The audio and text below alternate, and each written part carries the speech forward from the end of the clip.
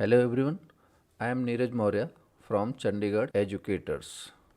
तो हमने यहाँ पे प्रीवियसली एक पेपर डिस्कस किया था SJVN जूनियर फील्ड इंजीनियर का, जिसका फर्स्ट पार्ट हमने ऑलरेडी डिस्कस कर लिया है। ठीक है, तो उसमें हमने अप टू 35 क्वेश्चन डिस्कस किए थे। अब उसका ये सेकेंड पार्ट है जिसको हम डिस्कस करने जा रहे हैं। चलिए स्टार्ट करते हैं फिर। ओके, तो यहाँ पे नेक्स्ट क्वेश्चन है आपका, angle between the vectors i plus J minus K B equal to I plus J plus two K. तो हम यहाँ पे देख पा रहे हैं कि what is the formula, theta equal to cos inverse A dot B. तो जब हमें डॉट प्रोडक्ट निकालना है, वेक्टर डॉट प्रोडक्ट बेसिकली हमें निकालना है, तो डॉट प्रोडक्ट अगर निकालते हैं तो i को हम मल्टीप्लाई करते हैं i से, i को करते हैं i से, तो बेसिकली कितना हो जाएगा 1, और j को j से +1 एंड k को -k से, तो बेसिकली कितना हो जाएगा -2। ठीक है, तो a डॉट बी की वैल्यू यहाँ पे कितनी आ जाएगी 0। तो यहाँ पे अगर बात करें तो थीटा की वैल्यू क्या हो जाएगी कॉस इनवर्स 0 डिग्री, मतलब बेसिकली वैल्यू क्या आ जाएगी 0। और कॉस के किस एंगल के लिए वैल्यू, कॉस के किस एंगल के लिए वैल्यू 0 होती है, तो आंसर इज 90 डिग्री। तो यहाँ पे बेसिकली ये जो दोनों वेक्टर आपको दिखाए गए हैं they are perpendicular to each other, क्योंकि अगर दो वेक्टर परपेंडिकुलर होते हैं तो उनका डॉट प्रोडक्ट हमेशा क्या होता है, that is 0। Okay, next question की तरफ प्रोसीड करते हैं। तो बहुत ही सिंपल क्वेश्चन है, क्या what is the relation between line voltage and phase voltage. ठीक है, what is the relation between line voltage and phase voltage for 3 phase 4 wire system. 3 phase 4 wire system का मतलब बेसिकली यहाँ से किससे बात चल रही है, स्टार कनेक्शन से। ठीक है, तो ये जो टर्मिनल होता है इन दोनों की, इस वोल्टेज को बेसिकली हम क्या बोलते हैं, line two phase, line two phase या फिर फेज वोल्टेज। और ये जो बेसिकली यहाँ एक लाइन से दूसरे लाइन के बीच में जो वोल्टेज होता है उसे क्या बोलते हैं, लाइन वोल्टेज। तो इन दोनों के बीच में रिलेशन क्या होता है, actually phase voltage is line voltage divide by √3, या फिर line voltage is equal to √3 times of phase voltage. तो line voltage is always greater than, line voltage is always greater than phase voltage. Okay, next question, what is the mathematical relationship between electric current and electric charge and time. तो देखिए simple है कि हमें पता है कि what is the current, what is the current. तो current क्या होता है, तो dq/dt, या फिर चार्ज क्या होता है, तो integration of i dot dt। ठीक है, चार्ज की बात करें तो integration of i dot dt, और i करंट की बात करें तो i इक्वल टू dq/dt। तो आंसर इज बी। ठीक है, ओके, आगे बात करें तो transmission and distribution loss percentage. देखिए यहाँ पे एक इस पे थोड़ा फोकस कीजिएगा, ये लॉस परसेंटेज पूछ रहा है ना कि इफ़िशियंसी। क्योंकि देखिए अगर हमसे पूछा जाता है इफ़िशियंसी तो क्या होना था, output upon input, output upon input. अगर परसेंटेज इफ़िशियंसी की बात करें तो इनटू 100। ठीक है, और बट यहाँ पे क्या पूछा है, लॉस परसेंटेज, लॉस परसेंटेज। तो बेसिकली क्या हो जाएगा, that is loss divide by that is input, loss divide by input into 100। ठीक है, अब अगर बात करें हम लॉस की, तो लॉस बेसिकली कैसे बोल सकते हैं हम, तो loss is what, input minus output. ये हमारा क्या हो जाएगा, लॉस, इनपुट माइनस आउटपुट हमारा क्या हो जाएगा, दैट इज लॉस। ठीक है, और डिवाइड बाई इनपुट इनटू 100। अब देखिए जो भी हम बिल बेसिकली देते हैं, पे करते हो, किसके हिसाब से करते हैं, जो बेसिकली जो हम यूज करते हैं दैट इज आउटपुट।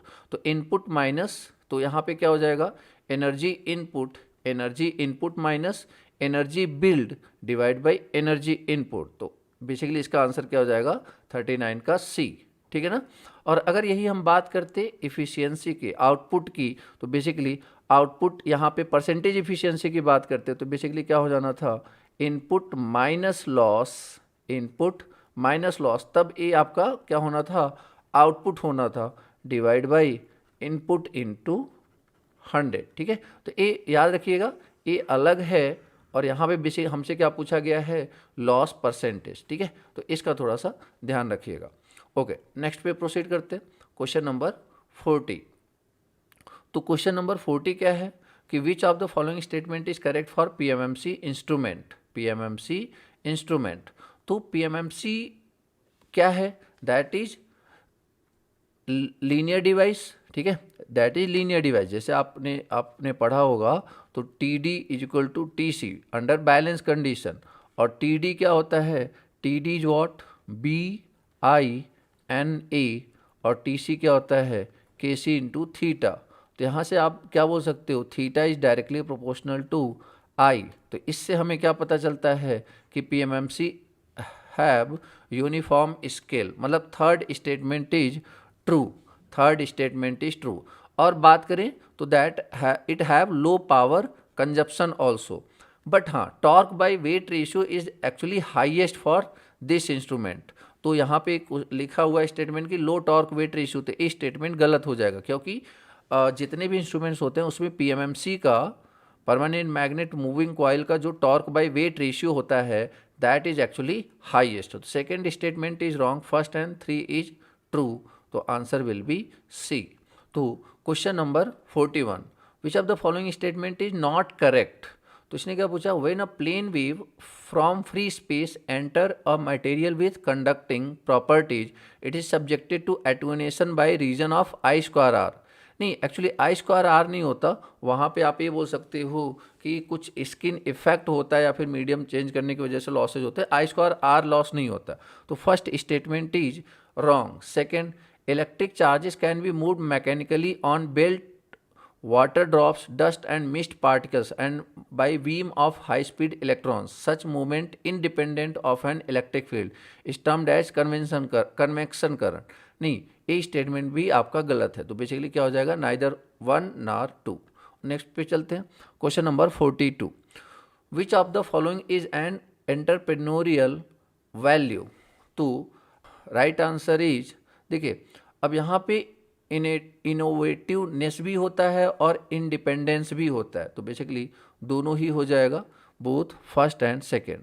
आगे बढ़ते हैं, question number 43, in which type of mounting the transfer can be mounted on cross arm fixed between two poles which are rigidly fastened to the poles. तो देखो यार, पहले आपको बता दूं कि डिस्ट्रीब्यूशन ट्रांसफार्मर जो होता है उसको जब भी हम रखते हैं उसके लिए 3 तरीके होते हैं, एक होता है प्लिंथ माउंटिंग, एक होता है एच पोल माउंटिंग और एक होता है डायरेक्ट माउंटिंग। तीनों के बारे में थोड़ी थोड़ी बातें करते हैं। देखिए ये आपके सामने जो है बेसिकली ये क्या है, अगर आप ध्यान दो तो ये एच शेप में है, तो इसको क्या बोलते हैं, एच पोल माउंटिंग या फिर सिंपलिंग पोल माउंटिंग या फिर सिंपली पोल माउंटिंग। तो पोल माउंटिंग क्या होता है, the transfer can be mounted on the cross arms fixed between two poles. तो इन्हीं के ये जो फिक्स पोल है इनके क्रॉस आर्म के बीच में इसको फिक्स करते हैं, ठीक है ना। ओके, इसलिए इसको क्या बोलते हैं, एच पोल माउंटिंग। और कौन कौन से, एक होता है प्लिंथ माउंटिंग। तो प्लिंथ माउंटिंग क्या होता है, जैसे कोई मान लीजिए ये आपका टावर है, पोल है, और उसके जस्ट बगल में एक कंक्रीट का बेस दे करके अगर सेपरेटली ट्रांसफार्मर इंस्टॉल किया जा रहा है, इस्टेब्लिश किया जा रहा है, तो उसको बोलते हैं प्लिंथ माउंटिंग, ठीक है। तो transformer is mounted on plinth made up of concrete, मतलब साइड में पोल का सपोर्ट नहीं लेंगे, सिंपली कंक्रीट का लेंगे साइड में, ठीक है।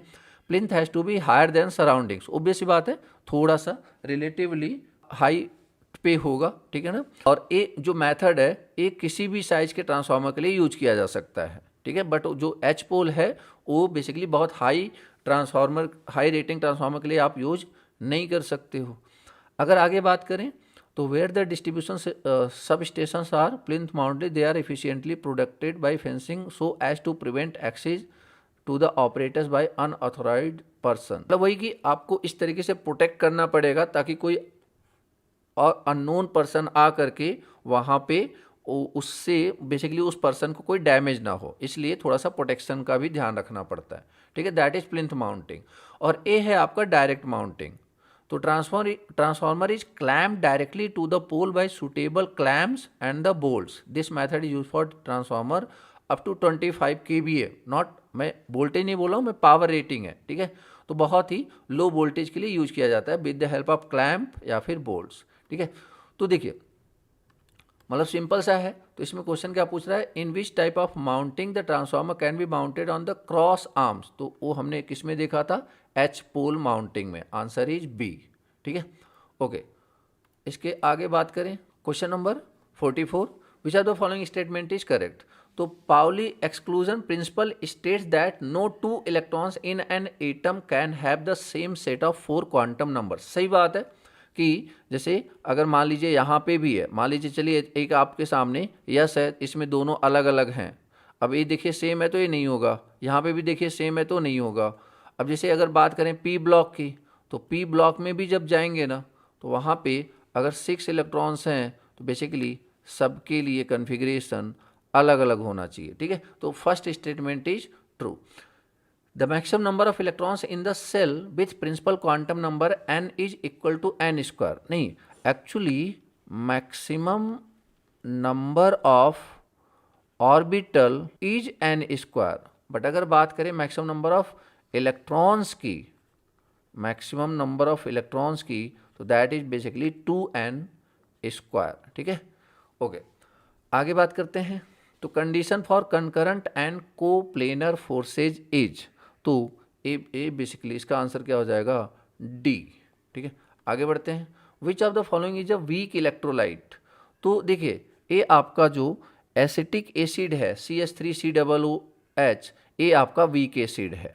वीक इलेक्ट्रोलाइट क्या होता है, वीक इलेक्ट्रोलाइट एक ऐसा इलेक्ट्रोलाइट है जो कि किसी एक्वस सॉल्यूशन में कंप्लीटली डिजॉल्व नहीं होता है या फिर डिसोसिएट नहीं होता है, ठीक है ना. और अगर वीक इलेक्ट्रोलाइट है तो वाटर के साथ भी पार्शली आयोनाइज होगा, बट अगर यही स्ट्रॉन्ग इलेक्ट्रोलाइट है तो वाटर के साथ कंप्लीटली आयोनाइज हो जाएगा, ठीक है. तो क्या इसके अलावा और भी वीक इलेक्ट्रोलाइट्स हैं, तो हाँ, एक तो ये एसिटिक एसिड है CH3COOH. उसके बाद कार्बोनिक एसिड H2CO3. इसके अलावा बात करें तो अमोनिया भी बेसिकली क्या होता है आपका, वीक इलेक्ट्रोलाइट, ठीक है. ओके, आगे बढ़ते हैं. तो which of the following is correct regarding voltage source inverter. तो देखिए ये आपका single phase full bridge voltage source inverter है. एक्चुअली एक वोल्टेज सोर्स इन्वर्टर होता है, करंट सोर्स इन्वर्टर होता है, ठीक है ना. अब यहाँ पे थोड़ा सा ध्यान दीजिए आप. यहाँ पे देखिए, अगर मैं यहाँ पे एक थोड़ा सा, तो ये आपका क्या है, इन्वर्टर है. इन्वर्टर में इनपुट क्या होता है, DC, ठीक है. तो ये आपका सप्लाई वोल्टेज है और उसको इस डायग्राम, इस सर्किट की वजह से आउटपुट वोल्टेज को कैसा कर दिया गया, इस तरीके से, ठीक है ना. इस तरीके से बेसिकली ला दिया गया. अब डजंट मैटर कि लोड क्या है.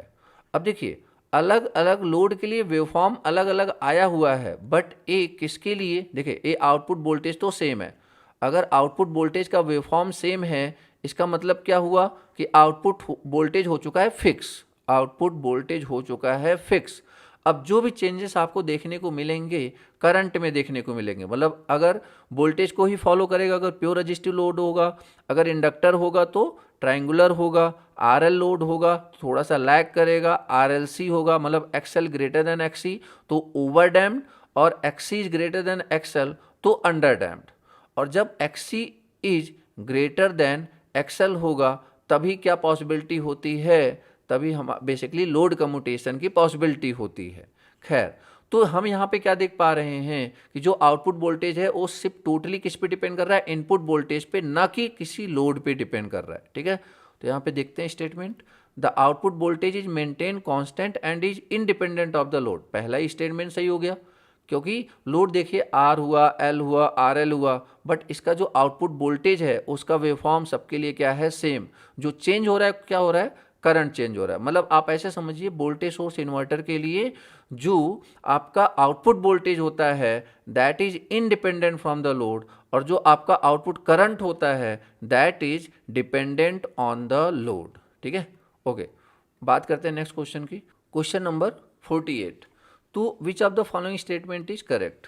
फैराडेज लॉ क्या होता है, E equal to N D phi by D T, यहाँ पे माइनस भी होता है, माइनस साइन लेंज लॉ को रिप्रेजेंट कर रहा होता है।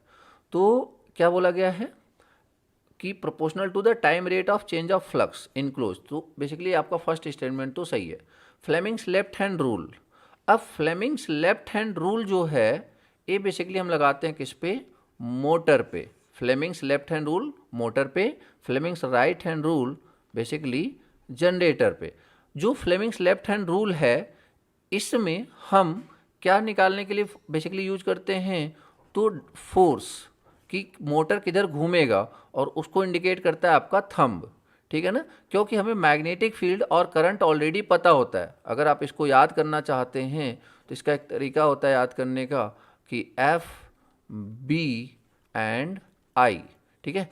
तो यहाँ पे एक्चुअली लेफ्ट हैंड रूल के केस में, मोटर के केस में करंट और मैग्नेटिक फील्ड पता होता है, हमें फोर्स पता करना होता है, ठीक है ना, फोर्स पता करना होता है। तो करंट वो करंट है जो हम सप्लाई दे रहे हैं, जो हम सप्लाई दे रहे हैं, ना कि वो करंट है जो कि बेसिकली इंड्यूस हो रहा है, ठीक है। बट अगर बात करेंगे फ्लेमिंग्स राइट हैंड रूल की, तो वहाँ पे ये जो आपका करंट है या ये बेसिकली आपका कौन सा किसका डायरेक्शन बताता है, तो ईएमएफ इंड्यूस्ड का या फिर करंट की डायरेक्शन का, ठीक है। तो फिलहाल फ्लेमिंग्स लेफ्ट हैंड रूल पूछा है, तो यहाँ पे एक करंट की डायरेक्शन, वो जो करंट हम सप्लाई दे रहे हैं उसकी डायरेक्शन है, न कि इंड्यूस्ड ईएमएफ की डायरेक्शन है। तो सेकंड स्टेटमेंट इज रॉन्ग, तो only E, first is true.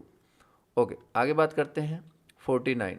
Which of the following statement is correct, a frequency meter is use to measure the frequency of DC supply. नहीं, अब DC supply की frequency क्यों measure करेंगे, ये मतलब एक तरीके से हाई रेंज की फ्रीक्वेंसी को मेजर करने के लिए हम फ्रीक्वेंसी मीटर यूज करते हैं। Power factor metre is use to measure power factor of a single phase और थ्री फेज सिस्टम सर्किट, सही बात है, एसी सर्किट।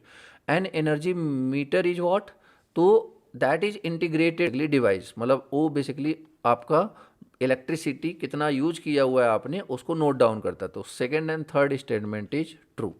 ओके, आगे बढ़ते हैं। Question number 50, the transformer, in transformer the product of electric current ratio and voltage transformation ratio. तो electric current ratio क्या होता है, N1I1 is equal to N2I2, ये आपका एमएमएफ बैलेंस और ईएमएफ पर टर्न, लाइक कि E1 upon E2 is equal to N1 upon N2। तो क्या पूछा गया है, the product of electric current ratio. Okay, तो इट्स लाइक कि I1 upon I2 is equal to क्या हो जाएगा, N2 अपॉन N1। तो क्या बोला गया है कि electric current ratio and voltage transformation ratio, तो voltage transformation ratio is this one, ठीक है। तो अब इन दोनों का अगर हम प्रोडक्ट लेते हैं, मतलब ये बेसिकली ये बोलना चाह रहे हैं कि अगर I1 अपॉन I2 का प्रोडक्ट E1 अपॉन E2 से करेंगे तो क्या होगा, तो I1 अपॉन I2 किसके बराबर था, N2 अपॉन N1, और यहाँ पे और क्या है, E1 upon E2 that is N1 upon N2। तो ये बेसिकली कैंसिल हो करके कितना आ गया, आंसर इज व्हाट 1, ठीक है ना, answer is what 1, answer is 1। आगे बढ़ते हैं। अ full wave rectifier in DC backup supply, देखिए इसका थोड़ा सा डायग्राम बनाते हैं फिर साथ साथ में हम बात करते हैं। ओके, तो यहाँ पे देखिए क्वेश्चन क्या पूछा गया है, a full wave rectifier in a DC backup supply system of a passenger vessel uses two diode of forward resistance 20 ohm. तो ये जो डायोड है इसको मैं, इसकी जगह अगर ये फॉरवर्ड मोड में है तो उस टाइम पे मैं इसको बेसिकली कितना रेजिस्टेंस के साथ रिप्लेस कर सकता हूँ, तो दैट इज़ 20 ओम। और यहाँ पे सेकेंडरी वोल्टेज कितना है 10, इसका वोल्टेज कितना है 10, बट दिस इज आरएमएस। तो अगर कोई पूछे कि मैक्सिमम कितना है तो क्या बोलोगे 10√2, मैक्सिमम कितना है तो दैट इज 10√2, ठीक है। अब यहाँ पे देखिए अगर मैं बात करूँ कि ये आपका प्लस माइनस V0, तो V0 की एवरेज वैल्यू क्या होती है, V0 की एवरेज वैल्यू क्या होती है, तो that is 2 VM upon pi for full wave rectifier, centre tap है तो 2Vm/पाई। तो अगर मैं यहाँ पे इसको सॉल्व करूँ तो 2 × 10√2 डिवाइड बाई पाई, ठीक है। तो ए बेसिकली कितना आ जाएगा, 2√2/पाई इंटू 10, ठीक है। तो 2√2/पाई की वैल्यू होती है 0.9, तो ये बेसिकली कितना आ जाएगा, 9 वोल्ट। ये आपका क्या हो गया, V नॉट एवरेज, ठीक है, V नॉट एवरेज, ये आउटपुट पे वोल्टेज आ गया। अब पूछा क्या गया है, what is the value of mean load current, current की वैल्यू पूछी गई आपसे। तो करंट क्या होता है, V not average divide by total resistance. तो करंट की वैल्यू कितनी हो जाएगी, तो उसके लिए पहले टोटल वोल्टेज दैट इज 9 और टोटल रेजिस्टेंस 4, इसका रेजिस्टेंस कितना है 480। अगर एट अ टाइम एक ही डायोड काम करेगा तो 480 + 20, तो ये कितना हो गया 500, कितना हो गया ये 500, ठीक है। तो अगर बात करें यहाँ पे मैं ऊपर नीचे 2 से मल्टीप्लाई कर दूँ तो ये बेसिकली कितना हो जाएगा 18/1000 या फिर 0.018 एम्पियर, 0.018 एम्पियर। तो यहाँ पे देखें तो कौन सा ऑप्शन हो जाएगा आपका, ऑप्शन ए, ठीक है। उम्मीद है आपको समझ में आ गया होगा। आगे बढ़ते हैं 52, question number 52। In DC armature winding is the distance between the finish of a turn and the starting of a next turn. तो ए तो बेसिकली आपका इसको क्या बोलते हैं, तो that is front pitch. Question number 53, तो is an assembly of pair of bi pin holders, that is basically what, fluorescent lamp holder, इसकी बात करी जा रही है, ठीक है। तो answer is fluorescent lamp holder. Question number 54, तो DC motor starter are commonly known as 2 point starter and 3 point and 4 point starter. अच्छा, अब इनके बारे में थोड़ा थोड़ा देखते हैं। जो 2 पॉइंट स्टार्टर होता है एक्चुअली यूज किया जाता है डीसी सीरीज मोटर के लिए। 3 पॉइंट स्टार्टर किसके लिए यूज किया जाता है, shunt motor and compound motor के लिए। 4 पॉइंट स्टार्टर भी किसके लिए यूज किया जाता है, तो DC shunt motor and DC compound motor के लिए। अब क्वेश्चन ये बनता है कि 3 पॉइंट स्टार्टर और 4 पॉइंट स्टार्टर में डिफरेंस क्या है। तो देखो यार, सिंपल सा डिफरेंस है कि अगर हम कोई ऐसा मोटर कंसीडर कर रहे हैं जिसमें कि स्पीड कंट्रोल पर्पज के लिए फील्ड वीकनिंग या फील्ड कंट्रोल मेथड यूज कर रहे हैं, एक ऐसा मोटर कंसीडर किया है जिसमें स्पीड कंट्रोलिंग के लिए फील्ड कंट्रोल मेथड यूज कर रहे हैं, तो वहाँ पे हम 3 पॉइंट स्टार्टर यूज नहीं करेंगे। फिर वहाँ पे क्या यूज करेंगे, वहाँ पे हम 4 पॉइंट स्टार्टर यूज करेंगे, ठीक है ना। तो अब इसका एक ड्रॉबैक भी है, अगर 4 पॉइंट स्टार्टर की बात करें, ड्रॉबैक भी है। मतलब यहाँ पे हम ऐसे, या फिर आप सिंपल शब्दों में समझो तो यहाँ पे आप फ्लक्स को बहुत कम नहीं कर सकते, ठीक है ना, बहुत कम नहीं कर सकते। इसका मतलब स्पीड बहुत ज़्यादा नहीं कर सकते, because speed is inversely proportional to flux. तो इसका एक एडवांटेज यहाँ पे है कि over speed protection is available in 3 point starter. But अगर बात करें 4 पॉइंट स्टार्टर की, जहाँ पे हम फ्लक्स कंट्रोल मेथड यूज कर रहे हैं वहाँ पे हम इसको यूज कर सकते हैं, ठीक है ना। ओके, तो बट हाँ, the drawback is over speed protection is not available.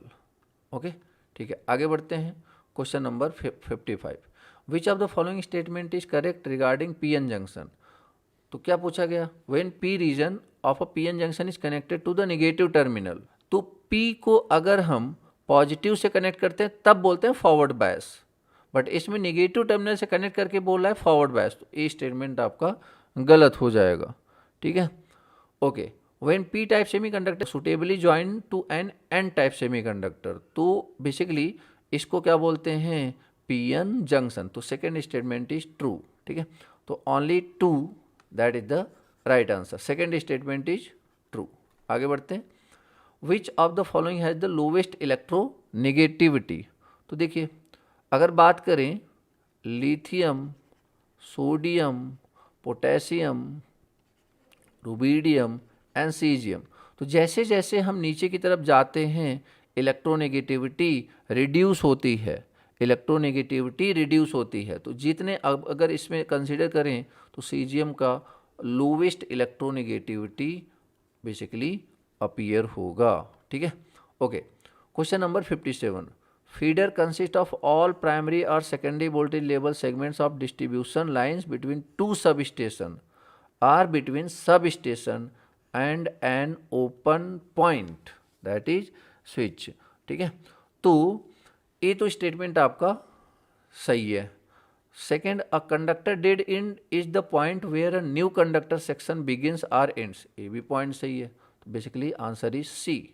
ठीक है, next 58, if two operators of same precedence level appear in an expression their evolution happens by rule, तो answer is what, associative rule. ये basically आपका programming से related question है। खैर आगे देखते हैं। 59, किसके बारे में पूछा है, ट्राईवैलेंट इम्प्योरिटी और पेंटावैलेंट इम्प्योरिटी। पहले इसके बारे में थोड़ा सा पढ़ते हैं। देखो यार, सेमीकंडक्टर को दो पार्ट में क्लासिफाई किया गया, क्या, एक प्योर सेमीकंडक्टर, एक इम्प्योर सेमीकंडक्टर। इम्प्योर सेमीकंडक्टर मतलब उसमें हमने एक्सटर्नली डोपिंग मिला लिया है, डोपिंग कर दिया है, ठीक है ना, ओके। तो जो प्योर सेमीकंडक्टर होता है उसको बोलते हैं इंट्रिंसिक सेमीकंडक्टर। उसमें कौन कौन आता है, कार्बन, सिलिकॉन, जर्मेनियम, टीन और ये आपका लेड। ठीक है, फोर्थ ग्रुप के एलिमेंट। और एक होता है एक्सट्रिंसिक मतलब इम्प्योर सेमीकंडक्टर। अब इम्प्योर सेमीकंडक्टर या एक्सट्रिंसिक सेमीकंडक्टर दो टाइप के होते हैं, एक पी टाइप और एक एन टाइप। तो पी टाइप सेमीकंडक्टर या फिर पी टाइप एक्सट्रिंसिक सेमीकंडक्टर तब बनता है जब हम प्योर मटेरियल में एक ट्राईवैलेंट मटेरियल को बेसिकली मिक्स करें। ठीक है, एक्सट्रिंसिक मटेरियल, पी टाइप का एक्सट्रिंसिक मटेरियल तब बनता है जब हम प्योर सेमीकंडक्टर में या फिर फोर्थ ग्रुप में क्या मिक्स करें, ट्राईवैलेंट। और एन टाइप सेमीकंडक्टर तब बनता है जब बेसिकली फोर्थ ग्रुप में हम क्या मिक्स करें, पेंटावैलेंट। ठीक है, अब क्वेश्चन पे आ जाते हैं। तो क्या पूछा गया है, trivalent impurities such as aluminium, indium is added. तो जब ट्राईवैलेंट ऐड कर रहे थे तो क्या बन रहा था, पी टाइप, बट यहाँ पे क्या दिया है, एन टाइप, तो ये स्टेटमेंट गलत है। सेकंड, अगर पेंटावैलेंट इम्प्योरिटी ऐड कर रहे हैं तो क्या बनना चाहिए, एन टाइप, बट यहाँ पे क्या बना रहे हैं, पी टाइप। तो बेसिकली ये दोनों स्टेटमेंट क्या हैं, गलत। तो नाइदर वन नॉर टू। आगे बढ़ते हैं। Question number 60, the process of adding impurity to an extrinsic semiconductor is known as doping. Doping बोलते हैं उसको। ठीक है, what is the value of sec square x D X, this is integration. तो देखिए कुछ बेसिक फॉर्मूले आपको याद होने चाहिए कि integration of cos x that is sine x plus C, integration of sine x that is minus cos x plus C, integration of sec square x is tan x plus C, और integration of cosec square x that is minus cot x plus C. तो यहाँ पे किसका पूछा है, sec square x D x. तो basically इसका answer क्या हो जाएगा, टैन एक्स प्लस सी। आगे देखते हैं, how many terminals do watt meter have. तो देखो यार, यहाँ पे टोटल कितने टर्मिनल आपको दिख रहे हैं, there are 4 terminals, 2 for current coil and 2 for voltage coils. ठीक है, नेक्स्ट आगे बढ़ते हैं। Which of the following statement is correct. तो thick wire has lower resistance, तो आर इक्वल टू क्या होता है, रो एल अपॉन ए। तो अगर थिक है तो एरिया ज़्यादा होगा, रेजिस्टेंस कम होगा, तो ये बात तो सही है। दूसरा, capacitor block the flow of DC but allow the alternating current to the flow through it. हाँ, अगर हम स्टेडी स्टेट में बात कर रहे हैं तो सही बात है, capacitor will block the flow of direct current, इसीलिए वो स्टेडी स्टेट पे क्या हो जाता है, ओपन सर्किट। तो second statement is also true. ठीक है, तो 63 के that is C, both statement are true. The most versatile analog indicating instrument is the PMMC। तो PMMC क्या होता है, basically permanent magnet moving coil. आगे बढ़े 65, तो which of the following statement is correct. Cross loop network, देखिए cross loop network क्या है, किसी एक जगह पहुंचने के मल्टीपल रास्ते हो सकते हैं। तो cross loop network distribution system provides double path, double नहीं मल्टीपल पाथ होना चाहिए। तो फर्स्ट स्टेटमेंट इज फॉल्स। अब second, radial distribution system provide single path to each group of customer, हाँ, किसी एक के लिए तो एक ही रास्ता है, किसी एक ग्रुप ऑफ कस्टमर के लिए अगर इसकी बात करें तो एक ही रास्ता है, इसकी बात करें तो एक ही रास्ता है, ठीक है। Second statement is true. Loop distribution system provides multiple paths. तो ये जो लूप है, अगर आप ध्यान दो, यहाँ पे कोई पर्सन है तो उसको एक रास्ता मिला और ये दूसरा रास्ता मिला, तो मल्टीपल नहीं, सिर्फ डबल पाथ। तो एक्चुअली यहाँ पे मल्टीपल की जगह डबल होता और यहाँ पे डबल की जगह मल्टीपल होता, तब ये तीनों स्टेटमेंट सही होने थे। बट अभी फिलहाल सिर्फ और सिर्फ कौन सही है, तो second one. Okay, question number 66। Work done is zero if the force and displacement are mutually perpendicular. तो वर्क डन होता क्या है, F dot D into cos theta, ठीक है, cos theta. And what is the value of theta here, that is 90। तो क्या हो जाएगा, F dot D into cos 90 and cos 90 की वैल्यू क्या होती है, 0। तो first statement is true. Okay, next, the work done by the conservative force depends only on the end point. सही बात है, स्टार्टिंग और एंड पॉइंट पे डिपेंड करता है, तो second statement is also true. तो both statement first and second. Next, question number 67। Which of the following statement is correct, the SI unit of permeability is farad per metre. नहीं, permeability का होता है Henry per metre, और permittivity का अगर बात करें, परमिबिलिटी का तो क्या होता है, हेनरी पर मीटर, और अगर बात करें परमिटिविटी का तो बेसिकली क्या होता है आपका फैरड पर मीटर। डन। और अगर इसी में कोई आपसे ये पूछे what is the unit of relative permeability and relative permittivity, then याद रखिए आंसर इज यूनिट लेस, ठीक है, यूनिट लेस। तो अगर सिंपली पूछा जा रहा है परमिबिलिटी का तो Henry per metre, but relative permeability का तो यूनिट लेस। अगर पूछा जा रहा है एब्सोल्यूट परमिटिविटी का तो फैरड पर मीटर, बट अगर पूछा जा रहा है किसका, रिलेटिव परमिटिविटी का, तो that is again unit less, ठीक है। तो यहाँ पे क्या एक रिलेशन होता है, mu equal to mu naught mu R, epsilon equal to epsilon naught epsilon R. तो बेसिकली ये आपका यूनिट लेस है, और इसकी भी यूनिट हेनरी पर मीटर, इसकी यूनिट और इसकी यूनिट क्या होता है, फैरड पर मीटर। आगे बढ़ते हैं, question number 68। Before connecting an alternator in parallel with बस बार, क्या क्या कंडीशन होनी चाहिए, तो generated voltage of incoming alternator should be more than the bus bar voltage. नहीं, एक गलत बात है, इक्वल होना चाहिए, ठीक है। ओके, उसके बाद the frequency and phase sequence of the voltage of the alternator should be same. हाँ, ये बात सही है, ठीक है। हाँ, फ्रीक्वेंसी सेम होनी चाहिए और जो वोल्टेज बेसिकली है वो भी दोनों सेम होना चाहिए, ठीक है। तो क्या हो जाएगा, answer is B, question number 69। तो मोनोमर ऑफ पॉलीस्टीरीन इज, तो what is the answer, that is styrene. Okay, next, in DC motor if current through the both windings is reverse then direction of the rotation will be same। हाँ देखिए, दो winding होता है, एक armature winding, एक field winding. अगर आपने armature winding को चेंज कर दिया और फील्ड वाइंडिंग को वैसे ही रहने दिया तो भी डायरेक्शन चेंज हो जाएगा, या फिर फील्ड वाइंडिंग को चेंज कर दिया, आर्मेचर वाइंडिंग को वैसे रहने दिया, तब भी डायरेक्शन चेंज हो जाएगा। बट अगर दोनों के डायरेक्शन चेंज कर रहे हो तो rotation will be same. In DC motor when armature rotates then an EMF is induced in armature conductor is known as back EMF। हाँ, डीसी मोटर में बेसिकली क्या प्रोड्यूस होता है, बैक EMF, जो कि होता है फार्मूला Zn∅/60 इंटू P/A। और जनरेटर के केस में इसी को बोल देते हैं हम जनरेटेड EMF, ठीक है। ओके, तो ये बेसिकली आपके नेक्स्ट 35 क्वेश्चंस टेक्निकल के। अभी इसके लास्ट आपका नॉन टेक्निकल पोर्शन बच रहा है, तो उसको हम लाएंगे पार्ट 3 में, ठीक है। तो अगर इस पूरे डिस्कशन में किसी को कोई डाउट है या कोई सजेशन हो तो प्लीज़ कमेंट करके ज़रूर बताइएगा। Okay, thank you so much.